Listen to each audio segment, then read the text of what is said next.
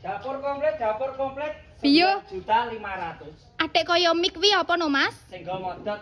Nah, iki jenenge keran, Mbak. Wong ngene iki yo jan Kan dulu sih mening. apa jenenge? Sayur-sayur kaya sayur-sayur apa kuwi jenenge?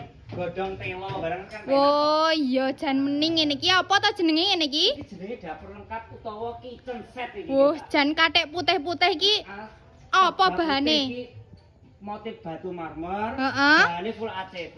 Iya. Polisi gawe aluminium, Mbak. Oh iya.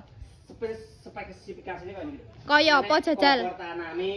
Jan mening ngene iki, Mas. Kompor tanam siap pakai. Heeh. Terus enek cerobong asape barang. Wah, jan lengkap iki, heeh. Lah iki gua ada lawo-lawoin iki. Botok-botok pindang ya kena. Oh, heeh. Gede petek barang ya kena ngene iki, Mbak. Jan lengkap. Iya, enek nggon anune. Ini hidrolik ini, Pak. Wah, jan ngene iki mening, Mas.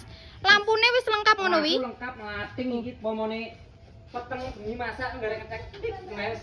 Oh iya. Lah iki aja lali, Oh, trah yo iki sing digoleki, Mas. Ya, digoleki kan iki to. Heeh. Ada apa gelas karo piring. Iya. Ngisore wi kaya apa to jajal sepilno. Kadang iso dibak-badak. Oh, keramikan ya, Mas. Wis keramik. Mlating ngene iki.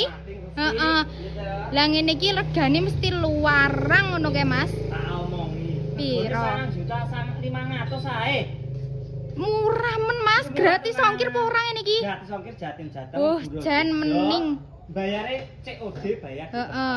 Ngene iki nek bolo-bolo arep tuku, piye carane pesen, Mas? Ngisore bio profil iki lho, wis enek bawane garek ngetul nes terhubung karo aku. Oh iya.